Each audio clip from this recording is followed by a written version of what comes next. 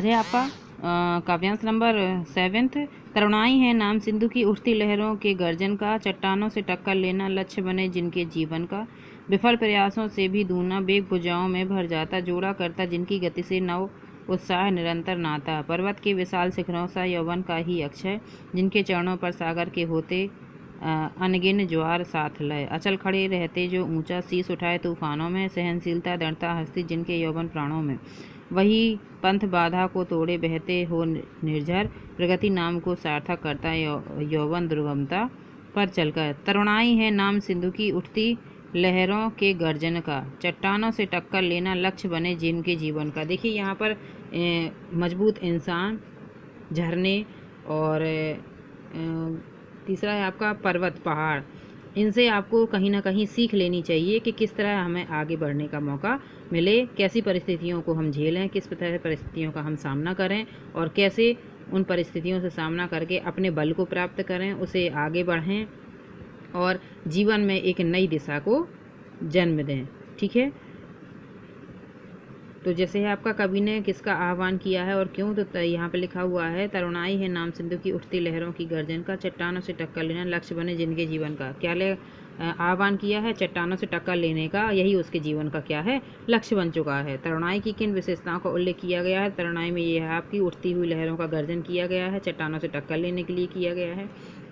चट्टानों से टक्कर लेने का क्या तात्पर्य है? चट्टानों से टक्कर लेने का तात्पर्य यहाँ पर यही है कि हर परिस्थिति में अपने आप को दृढ़ता से खड़ा रखना और किसी भी परिस्थिति में पीछे कदम ना हटाना। ठीक है, जिनके चरणों पर सागर होते अग्नि ज्वार के साथ लय। और जो इस तरह के लोग होते हैं उनके साथ क्या है, सागर भी रास्ता उन्हें देने को तैयार हो जाता है, चाहे वो अग्नि हो चाहे सागर हो।